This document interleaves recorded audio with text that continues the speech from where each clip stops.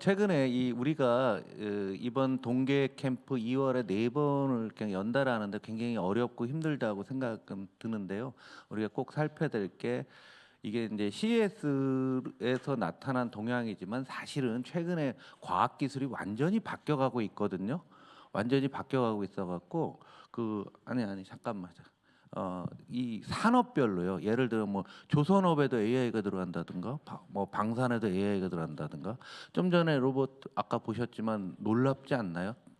어제 신문했죠. 깽깽이 로봇이 이렇게 뛰고 있는데 아까 고전부 얘기 들으니까 등 위에다가 기관총을 다루면 그냥 무기가 된다는 거죠. 그래서 AI와 반도체는 이제 안보의 영역으로까지도 넘어가기 때문에 상임위를 초과하는, 다 넘어서는. 교육위도 이번에 AI 때문에 AI 교육해서 디지털 교육 이 문제 있었지 않겠습니까? 이게 단순한 이게 무슨 경제적인 게 아니다라는 거죠. 그래서 두 해에 걸쳐서 전체 산업을 짚고요. 다음 주에는 지금 우리가 한 2, 3년 전까지만 해도 한국이 배워야 될 때는 독일이라고 얘기했는데요. 독일이 완전히 맛이 가고 있습니다. 그래서 이거는 우리나라한테 주는 의미가 굉장히 크기 때문에 독일에 대한 것을 집중적으로 한번 왜 이렇게 돼 있고 독일의 과제는 무엇이 이게 우리한테 주고 우리가 또 향후에 우리가 어떤 큰 일이 있을 때도 우리가 정책을 어떻게 장기적으로 준비할 것인가. 그리고 마지막 주에는 뭐라냐면은 이번에 딥시크라고 또 AI와 관련해서 어마어마한 일이 있는데 요거랑 패권 전쟁이랑 연결해 갖고 미중 간의 어떤 갈등 큰 그림으로 나올 거고요.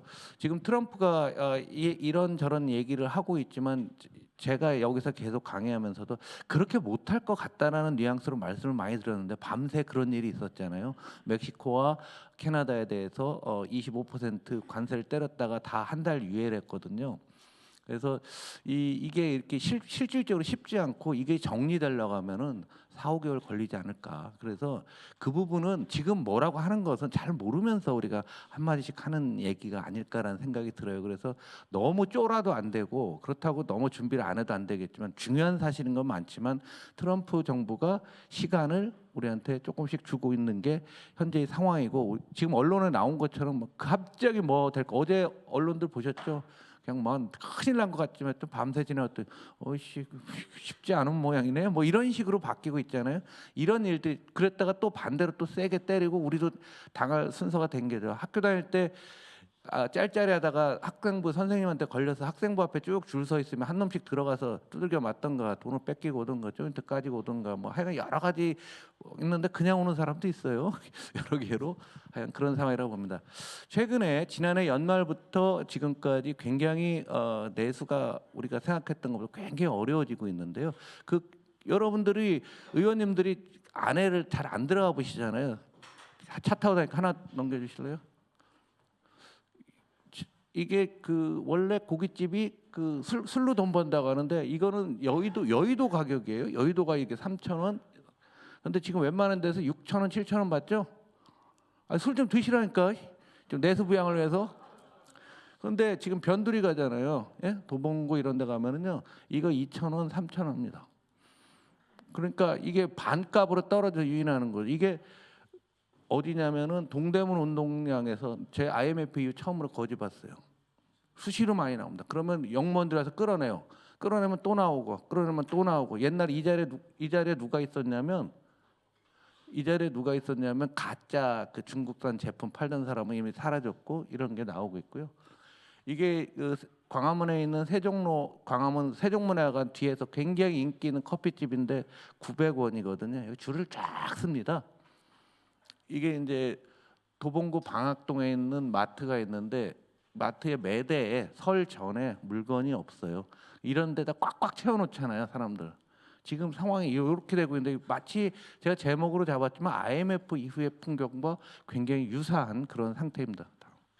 근데 이런 것들 중에서 우리가 지금 잘 생각하지 못하고 있는 것들이 고용 문제가 우리 당에도 큰 영향을 주고 있다라는 거죠. 몇 번 보여드렸는데 12월 고용까지 업데이트된 겁니다. 가장 최신 건데요.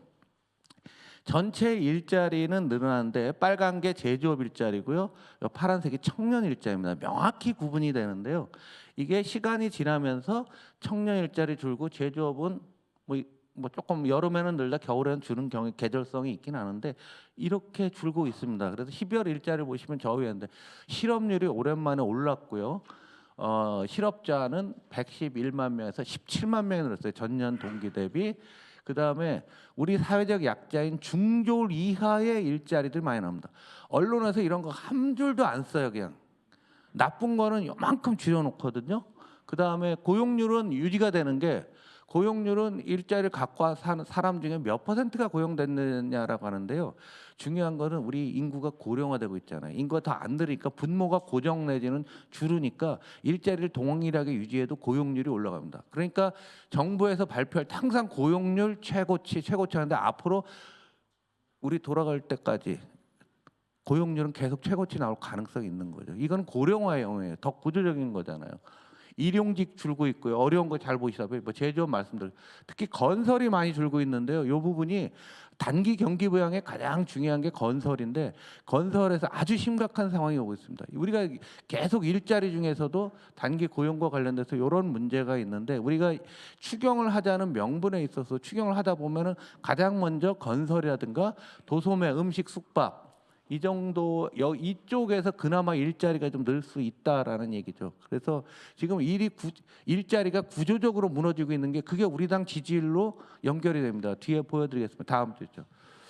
뭐 가장 명절을 앞두고도 이거잖아요. 옷도 차도 먹는 것도 다 줄이고 있는 이런 상황인데 지금 트럼프 정부 출범한 이후에 그리고 이 새로운 AI 기술들이 오면서 우리나라의 서학겜이라고 하는 사람들이 물론 통계가 1,400만이라고 하는데 이 사람들이 지금 미국 주식을 했는데 이 사람들이 한 주식이 특별히 더 많이 떨어졌습니다. 심리가 아주 안 좋은 거죠. 그리고 가상자산도 트럼프 정부 출범한다면 매우 빠른 속도로 늘어났거든요. 그럼 젊은 층과 중산층에서 일자리 안 좋은데 심리는 굉장히 안 좋은 뭐 이런 상태죠. 그래서 지금 한국은행의 정부가 올해 성장률을 1.8로 봤는데 지금 어제 신문에 많이 났죠. 경총에서 조사했는데 경제학자 1.6이라고 나오는 뭐 이 정도가 되지 않을까라는 생각을 합니다. 그래서 나쁜 상황들이 유지되고 있습니다. 다음. 그래서 이걸 큰 흐름으로 보면은 취업자 수의 어떤 이 장기 빨간색이 트렌드인데 여기에 코로나 때거든요. 코로나 때도 이렇게 크게 이탈했다가 복귀를 했고요. 그런데 지금부터는 복귀가 안 되고 그냥 꺾인 거죠. 그럼 2018년, 19년에 여기서 보고 꺾였잖아요.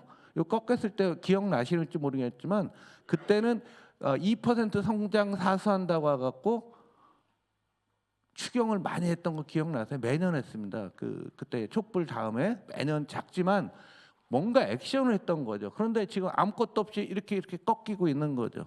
그러다 보니까 소비자들의 심리가 이때 탄핵할 때, 박근혜 탄핵할 때 그때 심리, 코로나 때 지금 비슷한 상황으로 와 있습니다. 그러니까 소비들이 돈이 있어도 무서워서 못 쓰는 그런 상황이고 내수도 다 나쁜 거고요.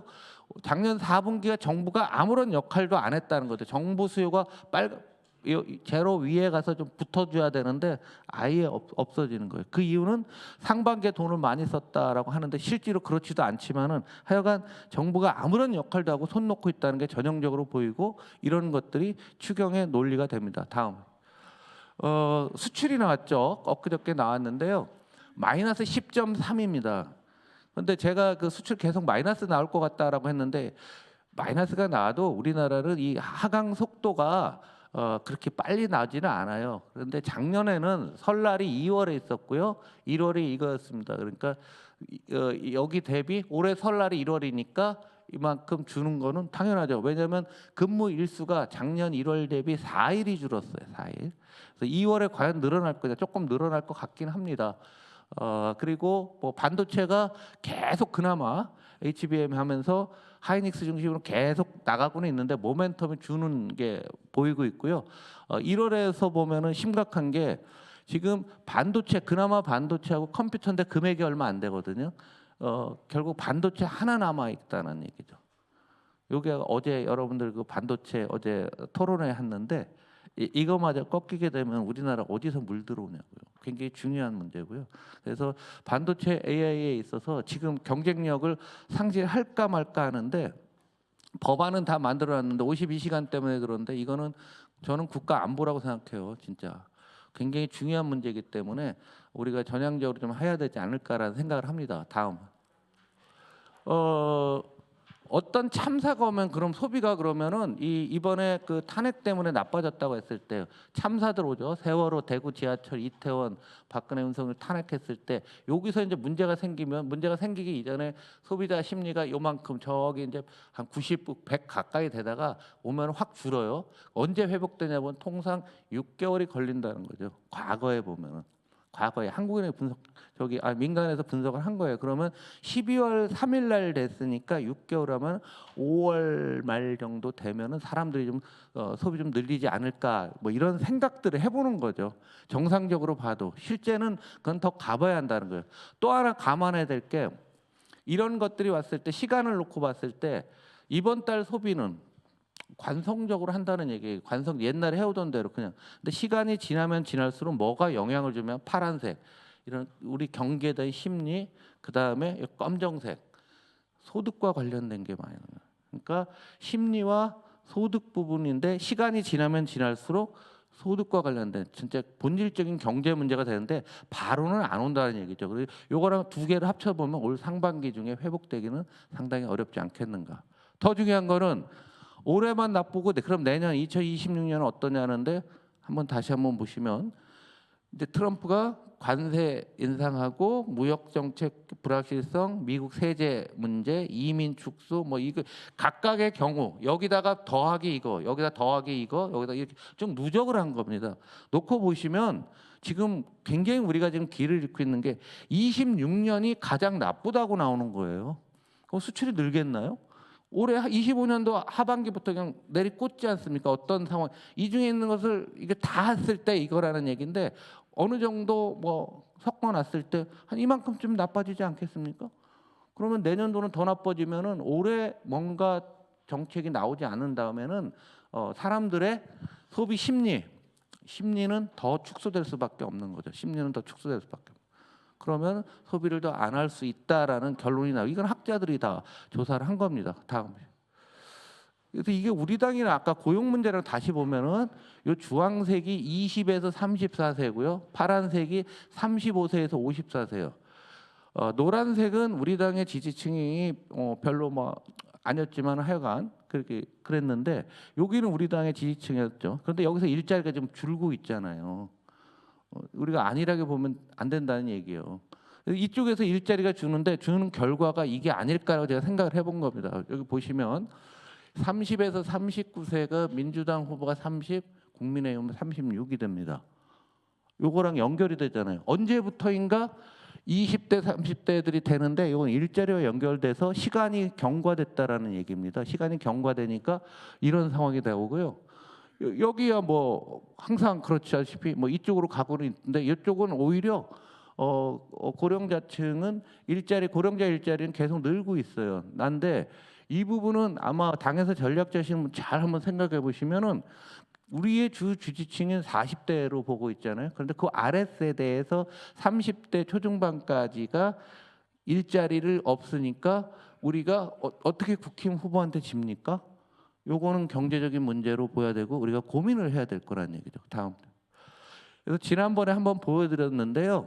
이게 일론 머스크가 트럼프 대통령을 지지하면서 트윗에 올렸던 거예요. 자기는 여기 가만히 있었다는 거예요. 2008년 가만히 있고 센터에서 약간 자기는 왼쪽 레프트 쪽으로 가서 나는 약간의 좌파다라고 자기는 가만히 있었다는 거예요. 그런데 미국의 좌파가 계속 왼쪽으로 가다 보니까 중심이 여기서 일로 박았다. 자기가 우파가 돼서 트럼프를 지지했다라고 얘기를 했습니다. 그런데 이거는 뻥이에요. 왜냐하면 미국의 좌파라고 하는 사람들이 뭐 그렇게 왼쪽으로 간 것도 없고요. 이게 요거는 PC의 문제예요. 정치적 올바른 문제를 좌파 문제로 갔었는데 우리가 경제 문제만 얘기하지만 다음 대선에서 저는 PC 문제가 굉장히 중요한 문제가 될 것 같아요. 미국의 사례를 보면은 그랬잖아요. 트럼프의 공약을 놓고 그 다음에 해리스의 공약을 놓은 다음에 딱 가려놓고서 어떤 게 좋아 했더니 해리스가 압도적으로 높았거든요. 정책은. 그런데 우리가 경제 문제이지만 나이가 들을수록 PC 문제가 있는 거예요. 요걸 갖고 제가 데칼코마니를 확 뒤집어 보니까 한국은 이렇게 된 거예요. 한국은 반대가 되는 거죠. 우리 중도가 여기 만약에 있었으면은 2008년에 이랬는데 자기는 가만히 있는 거예요, 그 자리에. 이게 가다 보니까 중도가 계속 이런 쪽으로 가고 있는 거죠. 그러다 보니까 사람들의 중도가 이쪽으로 가게 되니까 이쪽의 인구 비중이 훨씬 많아지는 어떤. 그래서 이거는 정치적으로 한 번씩 우리가 좀 뭔가 한번 해석을 하는 건데요. 우리의 정책이나 경제 정책에서도 과연 중도가 무엇을 원하고 있고 길을 잃고 있는 것이 아닐까. 또 우리의 정책에 대해서 뭘 해볼까. PC 문제에 대해서 진짜 깊게 고민을 해봐야 된다고 생각합니다. 다음 끝이에요? 이렇게 말씀을 드렸고요. 이어서 우리 고태웅 전무가 계속 이제 새로운 기술 동향들에 걸쳐서 2회에 걸쳐서 할 테니까요. 여러분들 들어주시기 바랍니다. 감사합니다.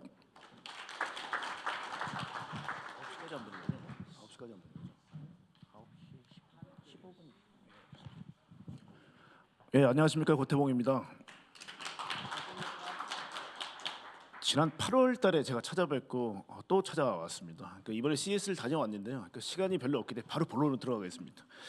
CS를 가기 전에 저희 증권가에서는 야, 국군이 쇠했다. 국장에 더 이상 희망이 없다. 라는 얘기가 많았습니다. 그러니까 그렇게 해서 나왔던 얘기가 이제 바로 중국에 대한 부분인데요. 이번 CS도 마찬가지로 제가 쭉 다니면서 저도 굉장히 오랫동안 CS를 다녔는데 이번에 느낀 건 뭐냐면 압살을 당했다, 중국에게입니다. 그래서 그 얘기를 잠깐 드리고 제가 이 나머지 절반 시간하고 다다음 시간에 왔을 때는 제가 CS를 본론을 좀 말씀드리도록 하겠습니다. 중국 제조 2025, CS 2025 교집합이 뭐죠? 2025입니다. 2015년부터 10년 동안 준비해왔던 중국의 결과가 CS 2025년도에 발의가 된 건데요. 중국의 테크 20대 기업 중에 참가한 기업은 별로 없습니다. 여러분 잘 아시는 바이두나 아니면 무슨 BAT라고 얘기하죠. 텐센트라든지 알리바바는 당연히 안 나왔고요.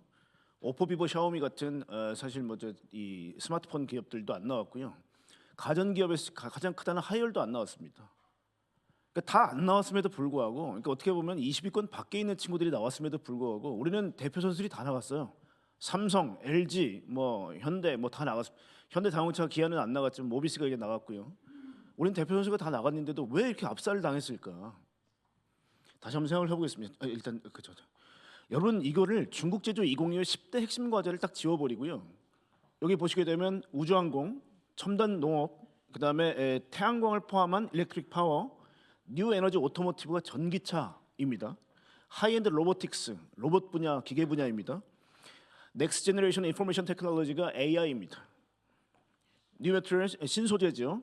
그다음에 철도나 이런 것들은 소비자 가전이 안 나오기 때문에 안 나왔지만 우리 지금 이제 한국도 조선업에서 추월을 당했습니다. 조선 쪽이나 고속철도는 아시는 것처럼 연장거리 42,000km 세계 1등입니다. 중국이. 자, 이런 것들이 나왔는데 이게 바이오죠. 이걸 만약에 중국 제조 2025라는 타이틀을 가리고 CS의 메인 토픽입니다라고 말씀드리면 여러분 어떻게 생각하시겠어요? 그대로 아마 고개 끄덕거리실걸요. 2014년도에 러시아가 우크라이나를 크림반도를 침공합니다. 그때 이제 미국이 경제 제재를 가하죠. 그때 시진핑이 12년도에 집권하고 나서부터 느낀 게 있습니다. 야, 러시아도 미국한테 당하네. 그래서 2015년부터 야, 소부장의 70% 이상을 자급자족하라. 2035년까지는 제조업 가장 강국인 독일과 일본을 제쳐라. 2045년까지는 미국을 꺾어라. 그리고 중화인민공화국이 창건된 100주년이 되는 2049년도에는 글로벌 원으로 등극한다. 이게 중국몽입니다. 차이나 드림은 결국은 당나라 시대에 전 세계 GDP의 40%를 쥐락펴락하던 중국의 위상을 다시 찾겠다는 겁니다. 굉장히 어떻게 보면 큰 꿈이고요. 거기에 가장 밑그림이 중국 제조 2025입니다. 올해가 2025년도입니다. 자, 그러면 얘들이 얼마나 진심이었냐? 여러분 아시겠지만 중국 안 좋습니다. 굉장히 안 좋습니다. 아까 홍 대표님께서 말씀하셨던 게 뭐냐면 우리 내수 안 좋다는데요. 우리는 지금까지 수출로 먹고 살았습니다. 그리고 대한민국의 국부도 어떻게 보면 세금에 의한 건데요. 삼성전자가 휘청거리고 나서 아시겠지만 세금 징수에서 법인세가 상당히 많이 모자랍니다. 앞으로도 계속 그럴 겁니다. 여러분 중국이 GDP를 구성하는 3대 요소가 있죠. 총투자, 소비, 그다음에 하나가 순수출입니다. 근데 이 세 가지가 다 지금 삐걱거립니다. 그러니까 중국 중앙정부가 직접 가할 수 있는 GDP를 그로스 만들 수 있는 이유는요. 하나는 직접 돈을 꽂아넣을 수 있는 국방비하고요. 그다음 또 하나가 이제 보면 고정자산 투자인데 이건 부동산 때문에 잘 안 됩니다. 그래서 산단이라는 것보다 결국 이제 테크센터라든지 이제 R&D 아까 처음에 잠깐 보여드렸던 것 중에 로봇을 훈련시키는 큰 학습장이 있습니다. 국가가 지어준 겁니다. 직접 꽂아주거나 아니면 무형자산 R&D 투자인데요. 이게 그 R&D입니다. 이번 정부의 가장 큰 실기 중에 하나가 대한민국의 과학기술의 어떤 뿌리들 싹을 잘라버린 겁니다. 여러분 보십시오. 얘들이 얼마나 진심인지. 이게 국가가 꽂아놓는 R&D 예산입니다. 2015년도에 중국 제조 2025를 시작할 때가 1.5조 위안, 약 300조입니다. 대한민국 돈으로. 현재 2023년도 통계까지가 640조입니다. 대한민국 돈으로. 여러분 640조면 우리 1년 예산하고 거의 비슷합니다. 이 돈을 시진핑은 중국 힘들다. 10대 산업에 집중적으로 꽂아 넣어라라고 지시를 합니다. 여러분 640조를 1년 동안 자양분으로 받아들인 10대 산업이 성장하는 속도가 대한민국과 같겠습니까? 저희는 각 기업들한테 더 열심히 해라, 땀 흘려라 얘기하지만 사실 여기는 국가의 돈이 압도적으로 들어옵니다. 자, 미국이 그러죠. 니네 우리 IP 베낀 거 아니냐? 우리 지적재산권 침해한 거 아니냐? 시진핑이 그렇게 해야죠. 이제부터는 독자적으로 간다. 그게 2021년도부터 얘기하는데요. 1번서부터 5번까지 쭉 보시는데 다 중요한 얘기인데 저는 5번에 딱 꽂히더라고요. 지금 대한민국의 가장 큰 문제는 한 명의 천재가 대한민국을 이끌어가야 되는데 그게 잘 안 됩니다. 왜냐하면 인재가 전부 다 대한민국 남아있지 않습니다. 여러분 근데 혁신, 인재, 활력, 자극 이게 어떻게 보면 너드들에 대해 모티베이션 주라는 겁니다. 여러분 잘 아시는 중국의 천인계획 193 프로그램이라고 들어보셨죠? 1년치 연봉의 9배를 3년 동안 개런티한다. 야, 삼성전자에서 3억을 받던 엔지니어가 있습니다. 중국에 가면 9배를 주겠다는 겁니다. 27억 3년 동안. 여러분 흔들리지 않으시겠습니까? 매국노라고 막 저희가 막 못 박을 수 있겠습니까? 그러니까 이게 뭐냐면 반도체 굴기 같은, 즉 중국에서 잘 안 되는 쪽은 미국, 유럽, 한국에 있는 석학들을 계속 빨아들이는 겁니다. 그만큼 인재가 중요하다는 말씀을 좀 드리고 싶습니다. 자, 이게 그 얘기입니다. 자, GDP를 구성하는 요소 중에 총투자 중에 중국 정부가 예를 들면 어떤 산업을 육성해야겠다는 생각이 들어가면 목표 달성 3대 기초입니다. 5대 공사, 이거는 고정자산 투자입니다. 이게 무형자산 투자입니다. 그래서 누가 할래? 중앙정부의 막강한 힘을 가지고 31개 성을 재고 쥐락펴락하는 거죠. 어떤 지방, 어떤 지역이, 어떤 업계가, 어떤 기업이 할래? 다 국가가 지정해 줍니다. 이게 이번 CES에서 이 밸류 체인의 상당히 밑부분까지 탄탄하다는 걸 느끼고 왔습니다. 10년 동안 자양분을 받은 애들이 이렇게까지 컸구나. 자, 그렇게 해서 나온 결과가 로켓, 고속철도, 로봇, 우주정거장이나 항공기, C919는 지금 시진핑이 역점을 두고 있는 사업입니다. 몇 달에 한 번씩 반드시 방문합니다. 왜냐하면 에어버스라든지 보잉 늘 수입에 있어서 역조 현상을 보이는 게 미국으로부터 항공기 수입입니다. 밀항기를 독립하라는 겁니다. 계속 엔진도 챙기고 있습니다. 시진핑이. 전기차는 이미 세계 1등이 됐습니다. 2009년서부터 2023년까지 토탈 320조라는 한국 돈을 쏟아부었습니다. 이 비아디가 세계 1등이 됐죠. 대한민국 들어왔습니다.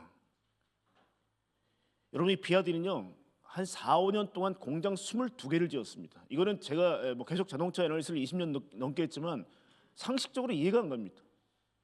여러분 14개 공장을 중국에 지었고요. 3년 동안. 그래서 80만 대, 90만 대 만들던 비아디가 이제는 400만 대 규모가 됩니다. 현대자동차보다 커졌습니다. 이제. 해외 공장 8개를 2년 만에 불과 지었습니다. 관세 회피하기 위해서. 걔들 속속 문 엽니다. 올해부터.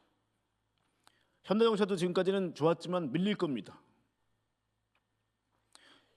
그러니까 중국의 전기차 굴기는요. 이거는 굉장히 오랜 기간 동안 준비되어 왔던 과제이기 때문에요. 사실 이 부분이 이번에 CES에서 많이 투영되면서 사람들 놀라게 했죠. 이번엔 자동차가 현대기아도 안 나갔고요. 미국의 빅3도 안 나갔습니다. 중국 애들 판이었습니다. 자, 이게 여기까지 연결되니까 문제입니다. 아까 잠깐 동영상 다시 한번 좀 틀어주실래요? 제가 동영상을 사실 이때 틀려고 이제 준비를 좀 했는데요. 예. 이게 유니티 로보틱스라는 회사입니다. 자, 여기 보시게 되면 사족 보행 로봇입니다. 이 유니티 로보틱스는 왕생생이라는 친구가 만든 회사인데요. 이게 MIT에서 로봇 치타라는 사족보행이 처음 나왔을 때 MIT의 논문을 가지고 중국에서 만든 로봇입니다. 처음에는 굉장히 허접했어요. 우리 보스턴 다이내믹스가 스팟미니라는 로봇을 75,000불에 만들 때 10,000불 이하로 만들겠다고 얘기해서 깜짝 놀라게 했습니다. 근데 이 로봇이요, 앞으로 제가 말씀드릴 피지컬 AI, 물리세계 AI 기반으로 육해공을 좀 막 넘나들죠, 애들이. 여러분, 여기다가 기관총을 달아놨다고 생각하십시오. 실제입니다. 기관총을 달게 되면 이게 산악부대에 있는 웬만한 부대원들보다 전투를 잘할 겁니다. 우리 젊은이들 피 안 흘려도 이런 애들이 우리나라 강원도 산골에 막 나타난다고 생각해 보십시오. 여러분, 이게 굉장히 어렵습니다. 왜냐하면 중력 법칙, 관성, 마찰력, 원심력, 구심력 이런 것들 전부 다 이해해야 이 정도가 됩니다. 스테빌라이제이션, 중심을 유지하는 게 굉장히 어려운 기술이거든요. 저런 애들을 중국의 대량 생산을 통해서 만약에 100만 대군, 200만 대군을 만든다고 생각했을 때 북부전구가 저들이 만약에 우리 대한민국을 침공한다고 생각해 보십시오. 저게 단순히 하드웨어가 아닙니다. 보이지 않는 클라우드, 그 다음에 통신체계 이런 것들이 이 로봇을 이 로봇독에 만든 겁니다. 이게 피지컬 AI입니다. 자, 왜 타이어로드를 하냐면요, 이 무거운 물체도 들 수 있다는 페이로드, 이 위에다가 어떤 것도 얹을 수 있다는 겁니다. 여기다 미사일, 박격포, 기관총 다 달 수 있다는 얘기입니다.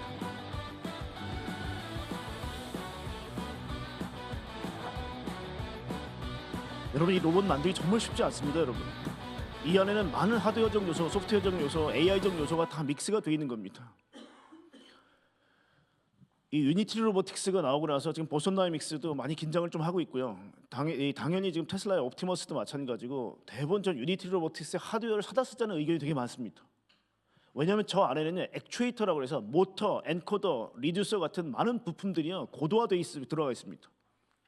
MCU, 반도체 많이 들어가 있습니다 안에. 그러니까 모든 어떤 이제 종합적인 기술인데, 보시는 것처럼 중국이 지난 10년 동안 그러면 중국 제조 2025를 통해서 얻은 결과물들이 뭐냐? 바로 이런 것들입니다. 조선업 세계 1등 되자마자 미국이 안 될 거라고 얘기했던 이 항공모함을 만들기 시작했고요. 이 무인 잠수정은 지금 미국에서도 테마가 되고 있습니다. 야, 이런 애들이 남중국해 한 100대 깔리면 과연 항공모함이 그쪽을 지나갈 수 있겠느냐? 그러니까 미국도 무인 잠수함을 만들고 있는 거죠. 다 마찬가지 얘기입니다. 자, 저는 미국의 트럼프를 당선시켜준 러스트벨트의 거의 이 반대 개념이 인더스트리얼 커먼, 산업 공유지라고 생각합니다. 왜 미국이 코로나 때, 코비드 19 때하고 지금 중국을 이렇게 경계하느냐? 여러분, 마스크 하나, 백신 용기 하나 못 만들던 미국의 현실을 깨달은 겁니다.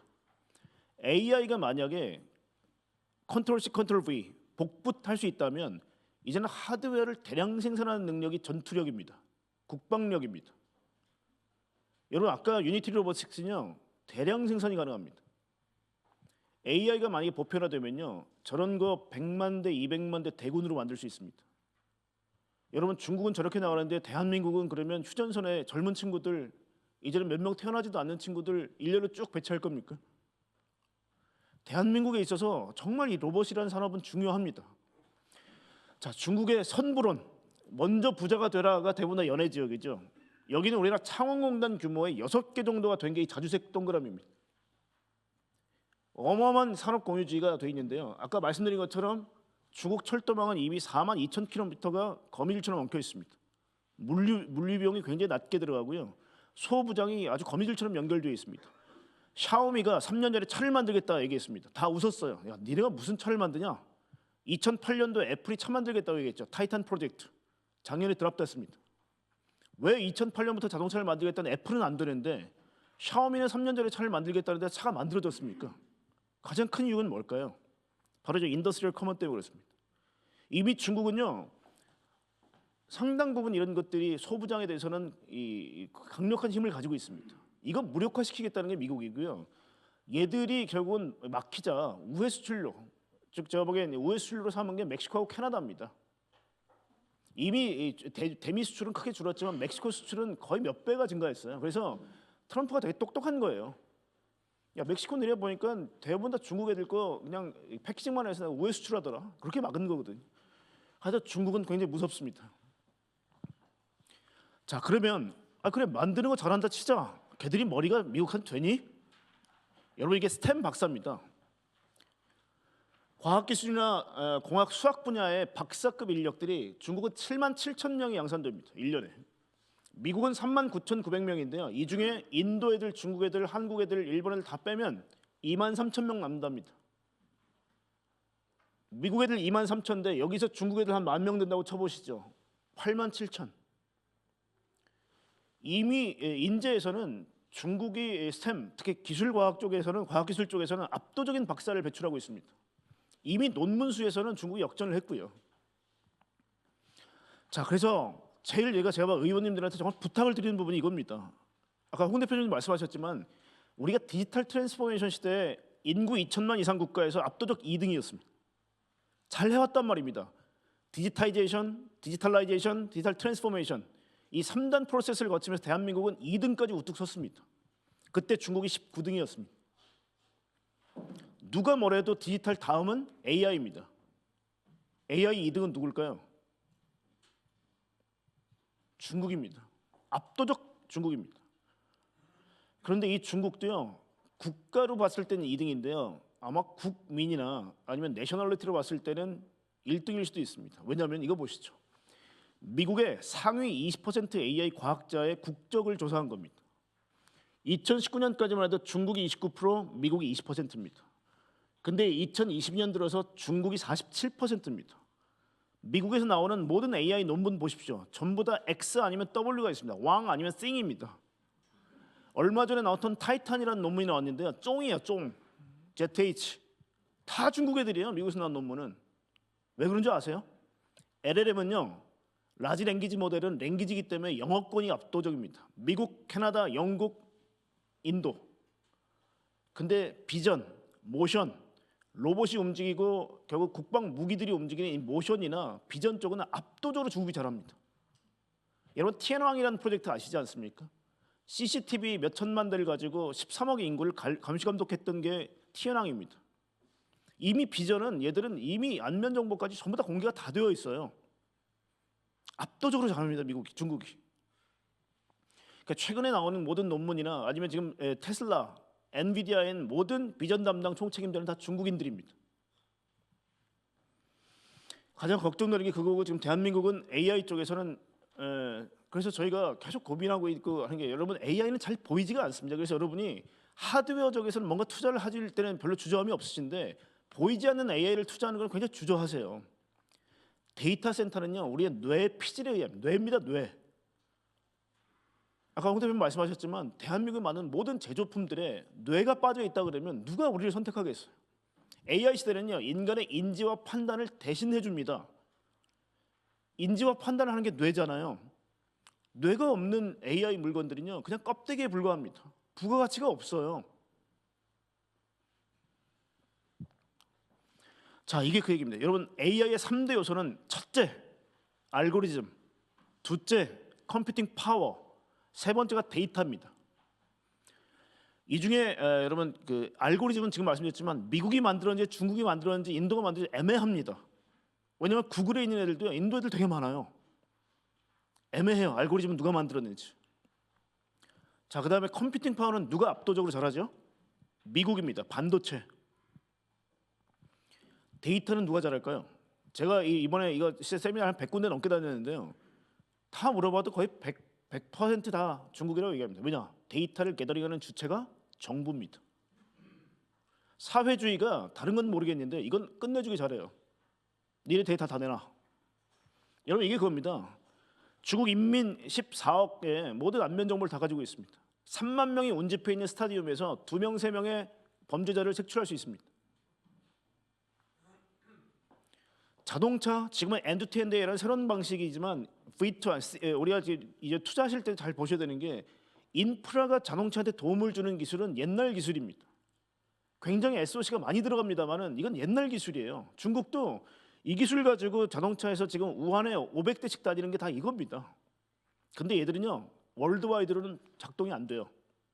엑스차이나가 되면 작동이 안 됩니다.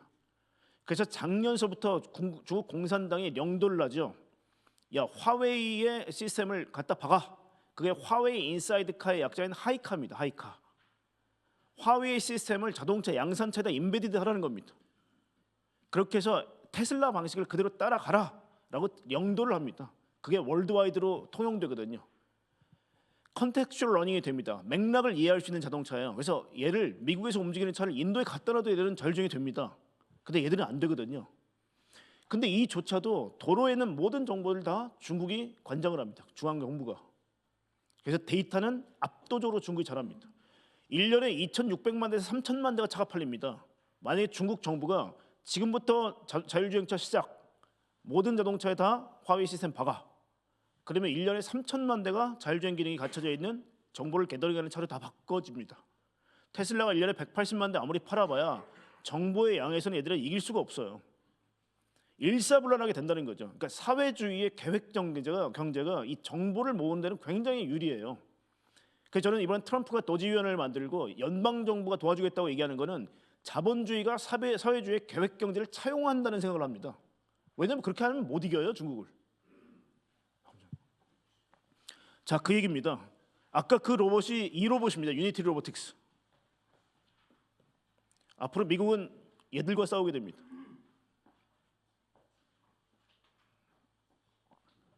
지금 LIG 넥스원이 인수를 한 고스트 로보틱스도 국방 무기를 만드는 로봇 회사입니다. 중국 정부에 매각할 수 없으니 한국한테 판 거고요. 보스턴 다이믹스도 아시겠지만 달파 챌린지에서 만드는 로봇도 원래 달파에서 투자를 했던 게 빅독이라는 로봇 프로젝트입니다. 보스턴 다이믹스도 고스트 로보틱스 전부 다 국방 로봇입니다. 원래. 대한민국은 우방이니까 우리한테 판 거예요. 힘들어져서. 우리도 그 두 개의 걸쭉한 로봇을 갖고 있는데 AI가 없습니다. 문제는. 그러니까 우리가 뇌가 없이 껍데기만 받아온 거란 말이에요. 자, 동수서산이라고 들어보셨죠? 중국은 뭐냐면 이스트는 데이터입니다. 여기다 클라우드나 데이터 센터를 만들겠다는 겁니다. 아니죠. 동부에선 데이터. 잘 살고 있는 연해 쪽에서는 굉장히 앞선 데이터들이 퐁퐁퐁 나오고 있죠. 상하이라든지 북경이라든지 뭐 이런 쪽에서는. 서부, 충칭 같은 경우는 데이터 센터를 만들겠다는 겁니다. 여러분 잘 생각해 보시면 중부 쪽이나 이쪽 보면 사막이 있습니다. 사막에 태양광이 얘들이 왜 이렇게 좋냐면요. 사막에 모래를 파게 되면 여기서 실리카 모래가 나옵니다.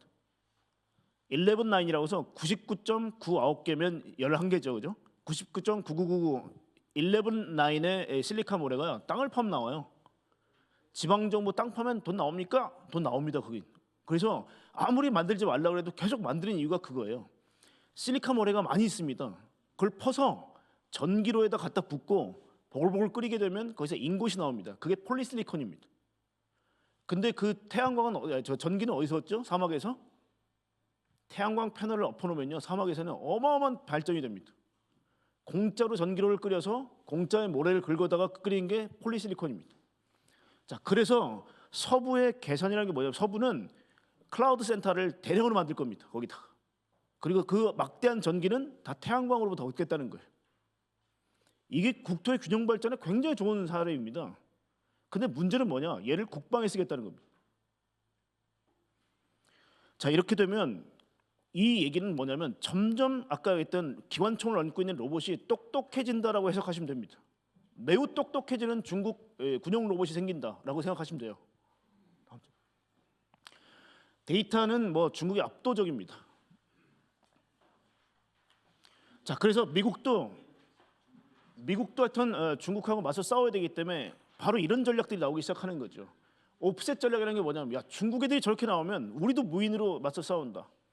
이번에 팔란티어라는 회사하고요. 일론 머스크가 왜 자꾸 그런 얘기하냐면 야, F-35 수천억 들이는데 돈 이렇게 쓰는 거 미친 짓이다. 대량으로 드론 군단을 육성해라. 이겁니다. 한 대에 몇 천억씩 하는 제트기가 예를 들면 드론 몇 대 에어싸여가지고 폭파당한다. 굉장히 큰 손실이죠. 자, 그래서 리플리케이터라는 게 뭐냐면 복제라는 뜻입니다. 복제. 앞으로 중국군은 어떻게 했냐면 한 모함에다가요 구멍을 딱 파서 마치 벌집처럼 만들고요. 그다 드론을 수백 대를 설치하고요. 쭉 항모가 이동하고 나서 거기서 드론 군단이 나옵니다. 편대를 이뤄가지고 집단으로 날아다녀요. 이번에 러우 전쟁에서도 얼마나 효과적 전쟁인지 보셨죠? 네, 그래서 결국 이런 거고요.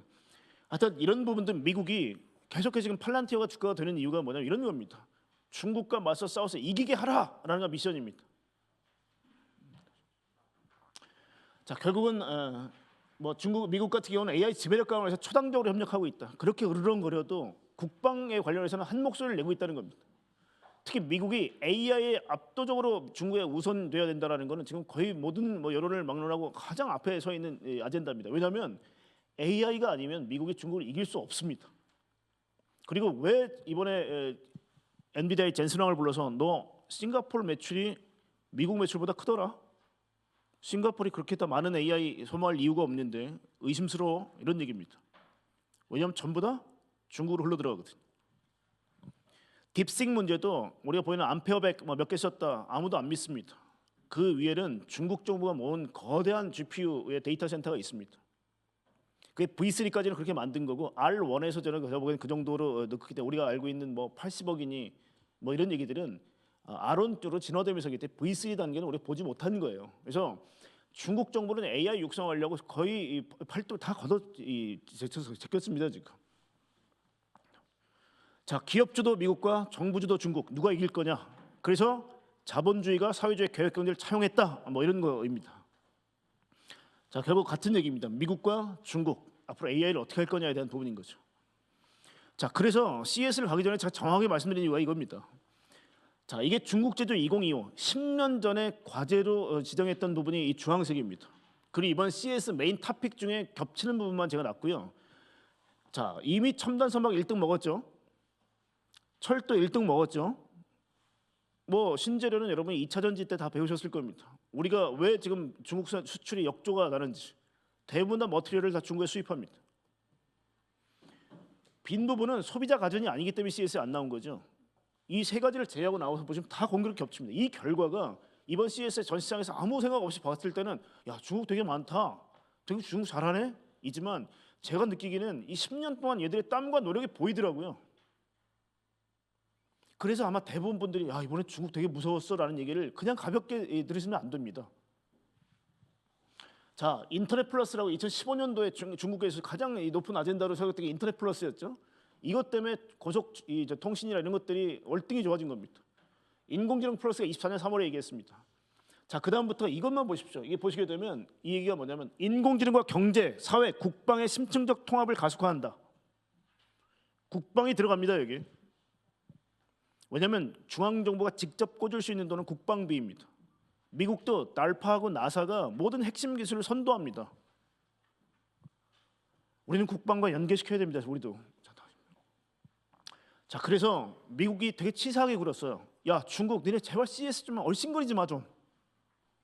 12월까지 비자의 90%를 거부합니다. 이번에 갔을 때 약간 좀 어눌했던 게 뭐냐면 현지인 채용을 많이 했어요. 중국 애들이. 설명을 제대로 잘 못했어요. 그래서 자 그렇게 눌렀는데도 4,800개 기업 중에 1,339개가 중국입니다.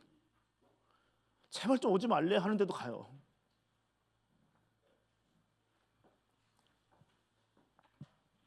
자 드디어 CES로 왔습니다. 참 저 친구 말도 많다 싶으실 텐데요. 여러분 이 CES에 왜냐하면 중국이 그만큼 저희한테 두려움으로 느껴졌고 CES의 메인 띠이 피지컬 AI입니다. 피지컬 AI가 아까 딱 하나 봤던 동영상 어떻게 이 로봇이 이 험난한 지형들을 이렇게 잘 극복하고 가지? 이게 피지컬 AI의 핵심입니다. 왜냐? 피지컬 로우, 물리 법칙을 이해했기 때문에 가능한 거거든요. 이렇게. AI는 물리 법칙을 모릅니다.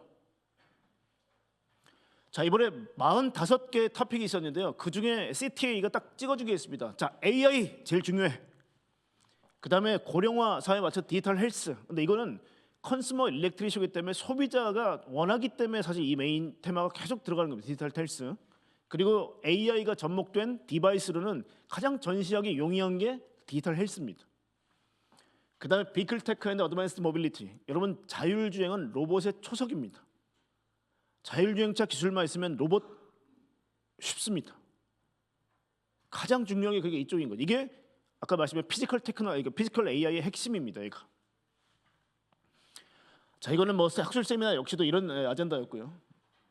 자 그래서 아주 핵심적으로 제가 하나로 딱 표현하면 AI가 제일 중요하다. 여러분 대한민국에서는 이게 없어요 지금 이게. 삼성전자도 고생하는 게 이거. LG전자도 엑사원 만들어 놓고 돈이 없어서 못 만들고 있고요. 네이버도 돈이 없어서 못 만들고 있습니다. 이거는 무조건 국가가 해주셔야 돼요. 이거는. 대한민국은요 태릉선 수천으로 가야 됩니다. 우리는 생활체육 안 됩니다. 인구 5,170만에서 생활체육 얘기했다가는 삼성전자, LG전자 되는 규모도 이번에 SK도 어제 뭐 저희 회사 찾아와가지고 한참 애로를 호소하고 갔어요. SK만 하더라도 AI가 제일 중요하다고 최태원 회장이 얘기를 하고 있지만 돈이 없어요 지금. 여러분 GPU 하나가 지금 6천만 원입니다. 하나가. 작년에 테슬라라는 기업 하나만 14조를 들였습니다. 데이터 센터 구축에. 근데 대한민국 보니까 이번에 2030년까지 3조를 쓰겠다? 택도 없습니다. 정말 택도 없습니다. 여러분 3조면요. 3조 나누기 6천만 원 해보십시오. GPU 몇 개 살 수 있는지. 여러분 돈 아끼다가 다음 판을 다 엎어버리게 됐습니다. AI가 가장 중요합니다, 여러분. 이번에 CTA가 찍어준 게 모빌리티, AI, 디지털 헬스 세 가지였습니다. 다 중요하지 않은 게 없지만 이 세 가지를 얘기를 했던 거죠. 자, 이번에 주제가 커넥트, 살브, 디스커버, 다이브인데요. 이것만 외우셔도 아마 이해가 좀 되실 겁니다. 커넥트, 인간과 기술을 결국 연결한다. 근데 조금 더 확장해 보면요, 클라우드하고 엣지. 여러분 클라우드하고 엣지를 정확히 이해하고 계십니까? 제가 좀 설명을 드릴게요. 여러분 인공지능이 안 보이는 이유는요. 예, 알겠습니다. 예, 클라우드는 그 GPU를 가지고 굉장히 큰 데이터 센터를 만들어 놓은 거예요. 근데 여기는요 학습을 할 수 있어요. 예를 들면 어떤 랭귀지를 막 넣어줘도 처음에 이게 뭐야 라고 패턴을 막 이해하기 시작하다가 어느 순간 되면 이거구나 하는 순간 엄청난 속도가 나요. 그게 우리가 디지털 뉴딜 정책했을 때 기억나시죠? 그때 돈을 제일 많이 꽂아 넣은 데가 라벨러들이었습니다. 쉽게 말하면 삼라만상에다 다 꼬리표를 붙이는 거예요. 대한민국 신호등은 파란색, 주황색, 뭐 화살표 뭘로 이루어져 있는데 순서는 어떻게 전멸돼라는 거를 인간이 점점 더 타이핑 쳐서 넣어줘야 돼요. 그래야 이해를 해요. 근데 지금 인공지능은요 보고 나서 지가 깨달아요. 이 변화가 보니까 색깔은 4개로 구성되어 있는데 각각 어떤 시간별로 바뀌어가네 순서는 뭐네를 스스로 깨달아요. 그래서 오토 라벨링이 됩니다.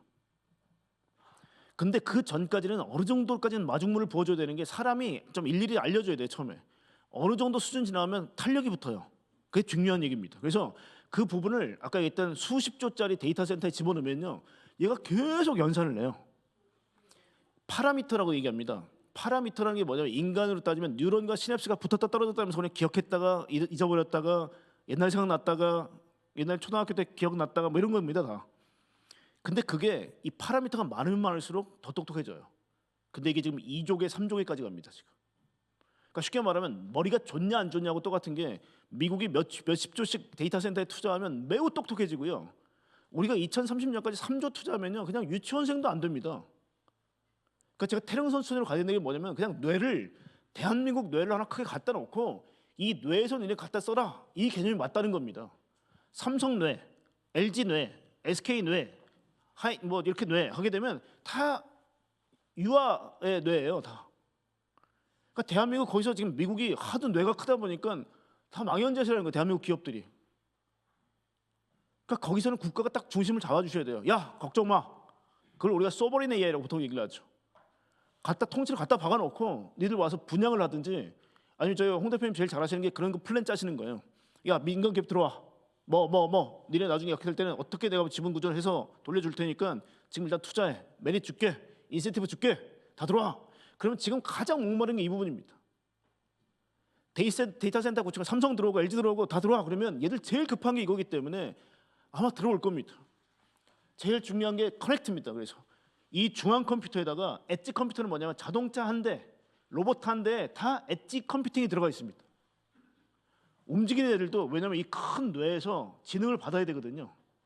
그럼 그 사이 연결되는 게 뭘까요? 통신입니다. 통신. 그래서 일론 머스크는 우주에다 42,000개 위성을 띄우는 거예요. 전 세계를 다 연결하겠다는 겁니다. 네가 사막 한가운데 있어도 내가 연결시켜줄게 그겁니다.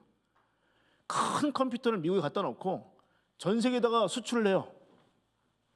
자 그러면 예를 들어 중국산 로봇 미국을 침공해요. 근데 만약에 통신이 중국에만 있으면 될까요 이거? 반대의 경우 미국이 예를 들면 전 세계에다가 미군을 뿌려요. 통신이 연결 안 되면 이 로봇 컨트롤 할 수 있을까요? 그런 개념입니다. 그래서 큰 뇌와 작은 뇌가 통신으로 연결된다. 그게 AI입니다. 잘 안 보입니다. 그래서 눈에. 그게 커넥트. 살브는 도대체 왜 커넥트를 하냐? 문제를 풀려고, 인지 판단을 하려고요. 그럼 이렇게 해서 뭐 할 건데, 인간의 능력 범위를 확장하고요. 처음으로 인간이 인류에 등장하고 나서부터 도구의 인간이었죠. 근데 단 한 번도 무인화 혁명은 없었습니다. 사상 처음으로 무인화 혁명입니다. 이거는 인지 판단을 대신해 주기 때문에. 그래서 인간의 범위가 확장되고 신산업이 타동됩니다. 여기서 대한민국 산업이 지금 이 활력을 잃은 게 AI가 안 되기 때문에 그렇습니다. 지금 풍덩 빠져들어라 AI에. 그렇지 않으면 승자가 다 먹는다. 실제 그러고 있죠. 지금 미국, 중국이 다 먹고 있습니다. 3위를 두고 독일, 일본, 한국, 뭐 프랑스 다 뛰고 있는데요. 1, 2위와는 갭이 너무 많이 벌어져 있어요. 3등을 한다고 해도 의미가 없을 정도의 갭입니다. 미중 패권 전쟁이 이걸로 하고 있죠. 무인화 혁명입니다. 자본과 기술이 집약적 산업이고요. 승자에게 데이터와 인재가 집중됩니다. 대한민국 인재들 다 미국으로 떠나고 있어요. 얼마 전에 기사가 났더라고요. AI 교수였는데 1억 연봉 받고 있었는데 미국에서 오파가 왔는데 11억을 준다 그랬대요. 떠났습니다. 아까 중국의 천인계획도 마찬가지. 193 프로젝트. 한국에 똑똑한 인재가 있으면 9배 줄게. 안 가고 100입니까 이걸? 다 떠났단 말이에요. 다.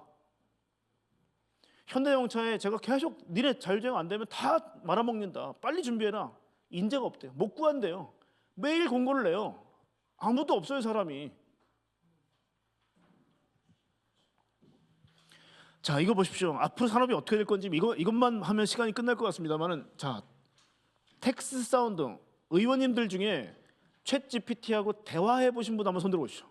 대화 말로 마이크 뿅 누르고 야 챗 GPT 하고 얘기해 보신 분 한 분 딱 계시네요. 여러분 이게 얼마나 무서우냐면요. 여러분 제가 말하고 있는 이 언어는 정형 데이터일까요? 비정형 데이터일까요? 제 스피치. 예? 비정형입니다. 왜냐하면 사투리 쓰시는 분도 계시고요. 그다음 혀가 짧으면 좀 말 못 알아듣기도 해요. 그래서 음성 인식이라는 게 지금까지 인식률이 70% 80%밖에 안 됐습니다. 근데 컨텍스트, 맥락을 이해하게 되면요. 전후 문장을 가지고 제가 말을 아무리 이상하게 해도 알아듣게 되어 있습니다. 그래서 이제는 인식률이 99%예요. 그게 인공지능 덕분입니다. 자, 그러면 비정형 데이터인 제 스피치를 텍스트로 받아들이는 것도 어렵습니다. 근데 스피치 투 텍스트가 됩니다, 이제. 그러니까 여러분이 말씀하시는 거 예전에 다 속기사들이 막 쓰거나 이렇게 타이핑 쳤지 않습니까? 이제는 딱 눌러놓으면 100% 인식이 됩니다. 매우 쉬워진 시대예요. 자, 근데 인간의 언어, 저희가 그래서 갤럭시만 하더라도 동시 통역이 되죠. 다 그렇게 되는 겁니다. 그런데 인간의 언어를 기계의 언어로 트랜스레이트 해주는 게 될까요, 안 될까요? 인간의 언어와 기계의 언어 됩니다. 그래서 텍스트 투 코딩이 됩니다. 자, 그러면 야 이제는 테트리스 이렇게 했는데 이렇게 하면 안 죽게 세팅해서 프로그램 좀 짜줘봐 하게 되면 정말 쫙 나옵니다. 지금 그냥 마이크 눌러놓고 테트리스 프로그램 짜줘, 대신에 뭐는 빨간색으로 하고 뭐를 이렇게 제가 말을 하잖아요. 그럼 그냥 1초도 안 돼서 프로그램이 만들어져요. 여러분 한번 해보십시오. 무슨 말씀을 드리려고 그러냐면요, 이 텍스트 사운드 2개의 감각만 가지고도요 어마어마한 일을 해냈습니다. 이게 에이전틱 AI입니다. 야, 미국 나 CS 가야 되는데 라스베가스까지 비행기표 끊어주는데 제일 싼 걸로 몇 월 며칠 며칠에 갈 수 있는 거 하게 되면 예약이 돼요. 이게 에이전틱 비서형 AI입니다. 나중에는요 제 개인정보 다 알고 제가 비가 올 때 어떤 통기타 가수의 노래를 좋아하는지까지 얘가 다 알면 비가 오네요 주인님 늘 들으셨던 그 음악 틀어드릴까요? 얘가 먼저 제안합니다. 이게 허라는 영화에서 나온 사만다입니다. 그래서 사랑에 빠지죠 AI하고. 이게 이 사운드 텍스트만 가지고 할 수 있는 것들입니다. 자, 그런데 아까 보셨죠 로봇? 울퉁불퉁한 지면을 이해해야 사전에 바퀴가 휠 넥타입은요 바퀴를 잠금을 할지 풀지도 순간순간 결정해야 됩니다. 그래야 걷다가 굴렀다 걷다가 굴렀다 할 수 있는 겁니다. 미끄러지면 제동을 걸어야 돼요. 전부 다 AI가 판단한다는 겁니다. 비전, 모션, 이게 로봇이 어떻게 움직일 거냐, 로코모션 플래닝, 패스 플래닝 전부 다 여기서 나옵니다. 터치, 테이스트, 스멜, 바이오메트릭, 인간의 오감을 넘어서는 감각이 다중감각입니다. 여러분 이걸 휴머노이드 로봇에 다 장착한다고 생각해 보십시오. 인간보다 뛰어나질지 아닐지. 이 다중감각을 이해하는 게 센서입니다. 센서. 이 센서에서 0과 1의 데이터가 나오고 이걸 삼성전자나 하이닉스가 만든 메모리에 저장을 합니다. 이게 대한민국의 힘이었어요. 근데 창신 반도체 같은 애들이 나오기 시작합니다. 중국 애들이 반값 메모리가 나오기 시작하면서 삼성전자가 앞으로 캐시카우가 많이 허물어질 겁니다. 범용 반도체는 중국이 많이 올라왔습니다. 자, 그런데 문제는 여기서부터 대한민국이 꼬이기 시작해요. 이게 엔비디아의 GPU, NPU, FPGA 이런 애들이 전부 다 AI 반도체입니다. 얘들은 다 파운드리어가 필요해요. TSMC. 대한민국 여기서부터 안 됩니다. 근데 제일 중요한 게 추론과 클래시피케이션, 러닝 전부 다 여기서 합니다. 이게 되고 나서요. 아까 말씀드렸지만 전 세계에 있는 영어로 되어 있는 다큐멘터리를 전부 다 종합해 봤더니 이제 뭔 좀 알겠어. 그게 파운데이션 모델입니다. 이게 된 게 GPT입니다. 오픈 AI가 갑자기 22년 11월 31일 날 드디어 인간 세상을 이해했어 라고 딱 내놓은 게 챗 GPT예요. 근데 봤더니 뭐야 이거 엉뚱한 얘기가 막 나오잖아. 말도 안 되는 헛소리가 나오잖아. 한국말은 못하네? 이게 할루시네이션입니다. 그거를 reinforcement learning, 인간이 강화해 주는 거예요. 너 틀렸어. 너 잘못됐어. 한국말은 그렇게 하는 거 아니야. 그걸 1년 동안 우리가 가르쳤더니 굉장히 똑똑해졌어.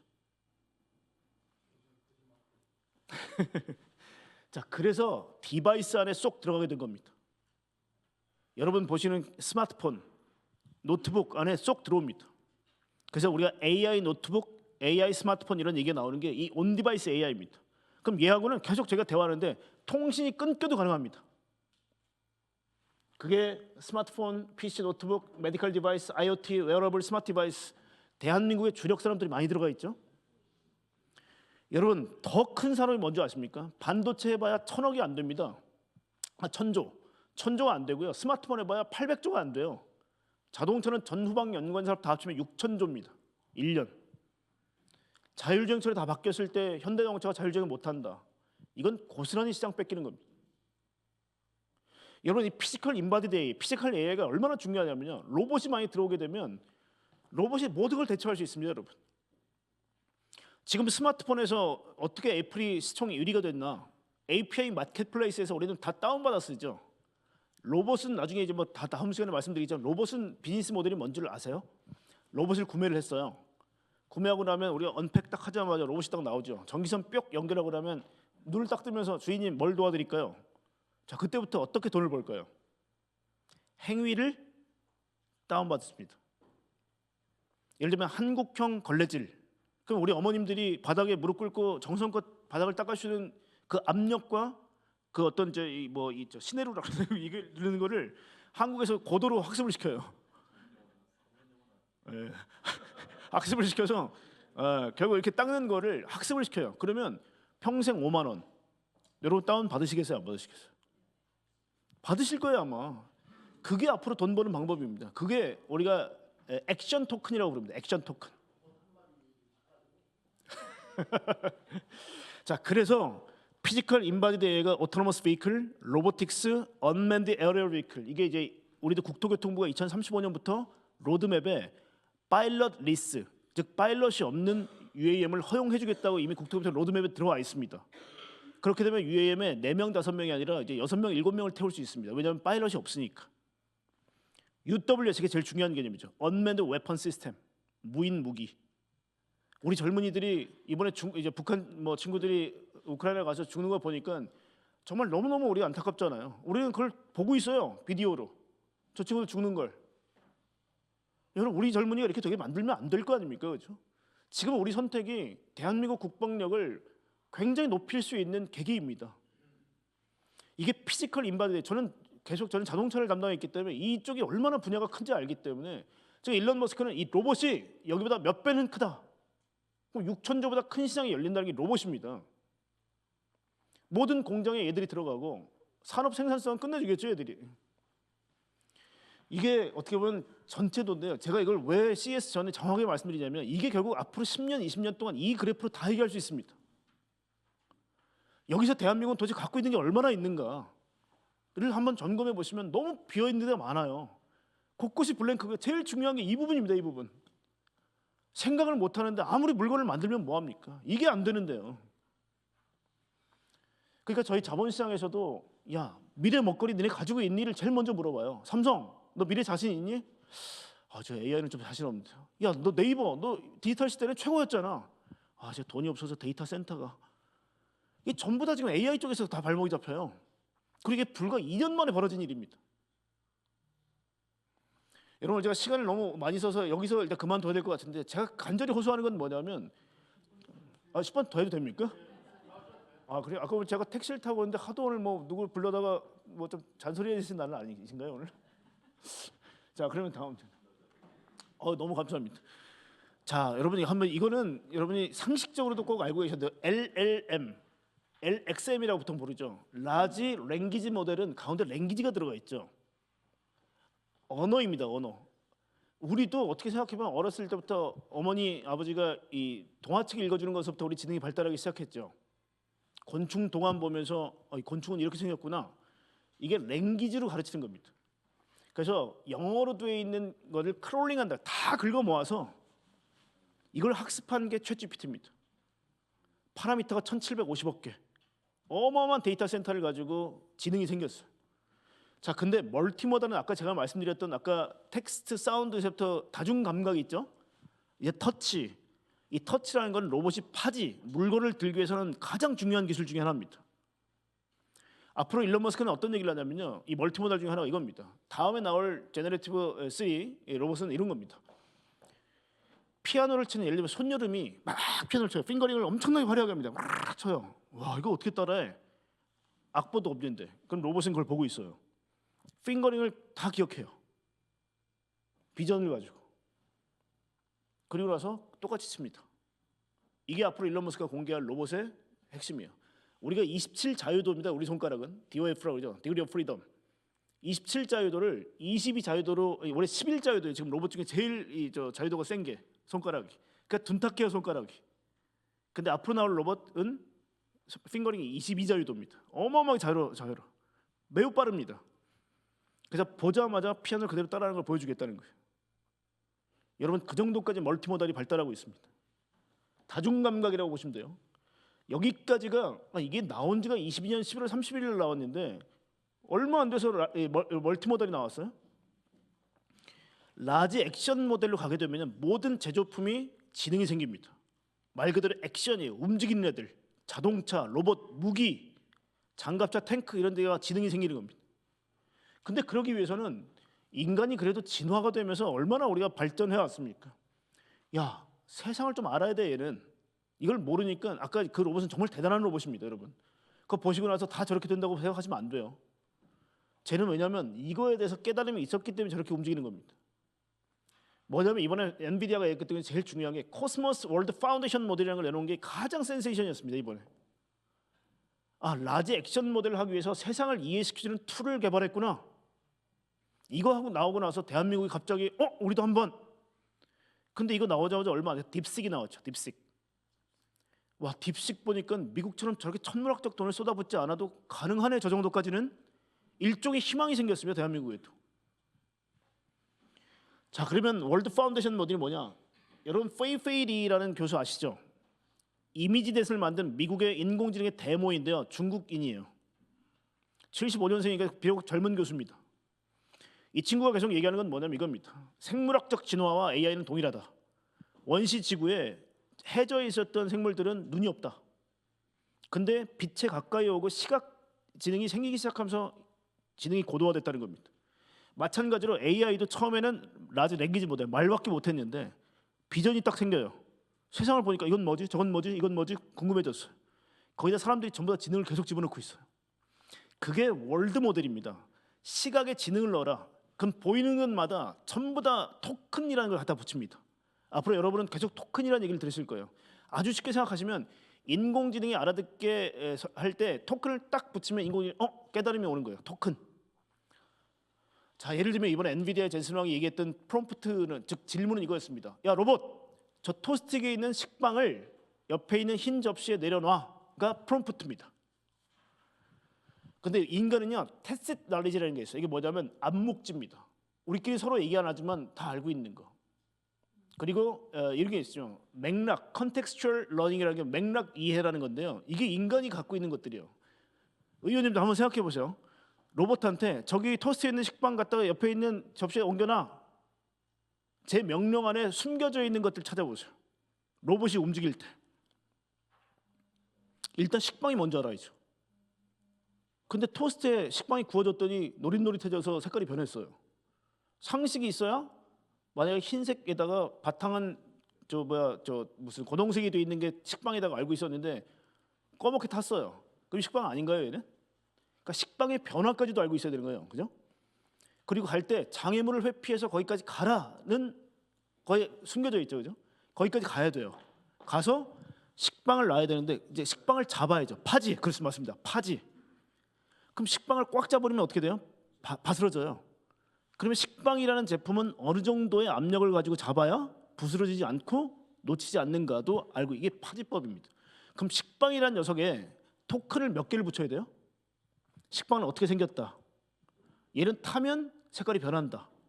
그 다음에 잡을 때는 어느 정도로 잡아야 되는 파지법도 붙여놔야 돼요. 이게 월드 모델입니다. 모든 사물에다가 이런 미닝을 토큰화시켜서 붙여놓자가 월드 모델이에요. 이게 아까 말씀드렸죠. 이 데이터 센터 내에서 이루어지는 거예요. 학습이라는 게 그겁니다. 삼라만상을 다 여기다 집어넣고 다 지능을 부여하는 거예요. 그게 월드 모델입니다. 이걸 하겠다는 거예요, 엔비디아가. 다음 장. 자, 이게 제가 이번에 고민하는 핵심 도입니다. 그래서 피지컬 AI 시대, 대한민국이 제일 잘하는 제조업 시대가 만약에 AI와 결부가 됐다. 그러면요, 이 외원을 이루고 있는 게 피직스 물리적 법칙들입니다. 너무너무 AI가 이해하기 어려운 것들이에요. 야, 중력이 달라지면 왜 제동거리가 달라질까? 노면 상태에 습기가 차면 왜 더 미끄러질까? 왜 수막이라는 게 형성돼서 물이 안 빠져나가면 미끄러질까? 이런 것들을 AI에 아무리 산술적으로 계산을 시켜도요, 그때그때 달라요. 그러니까 이거는 다량의 데이터, 경험밖에 없습니다. 그래서 피직스라는 엔진을 가지고 극복을 하고요. 이 안에 내원은 빛의 성질입니다. 빛의 굴절, 왜곡, 산란, 반사 이런 것들을 캘리브레이션 해줘야 돼요.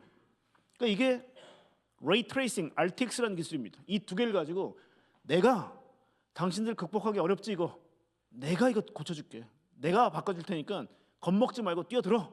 이게 이번에 엔비디아의 상술입니다, 상술. 근데 이게 테슬라가 지난 10년 동안 해왔던 노력이기도 합니다. 그러니까 대한민국은 지금 이게 안 돼요. 너무너무 어렵습니다, 이게. 물리학자, 왜 최근 들어 AI 들어와서 기초과학이 중요한지 아세요? 그래서 이번에 제가 아까 말씀드렸지만 R&D 예산 삭감은 너무너무 뼈 아픕니다. 기초과학, 물리학자들, 자연과학 하시는 분들, 이과 계통 전부 다 어떻게 보면 다 끊겼단 말이에요. 이게 제일 중요한 게 이 부분이거든요. 그래서 물리학자들이 제일 필요할 때가 지금입니다. 그래서 이게 이번 CES의 핵심, 피지컬 AI. 야, 물리 세계는 어렵다. 내가 고쳐줄 테니까 니네 다 들어와라. 그랬더니 디바이스 만드는 애들, 부품 만드는 애들, 자동차 만드는 애들 다 들어와서 이거 중심으로 세상이 재편된다가 이번 CES의 핵심입니다. 제가 다음 시간에는 좀 더 구체적으로 이런 것들이 어떻게 나왔는지 한번 말씀드릴 거고요. 오늘 꼭 저희가 기억하셔야 될 거는 뭐가 제일 중요하다고요? AI. 여러분 힘 좀 많이 실어주십시오. 감사합니다.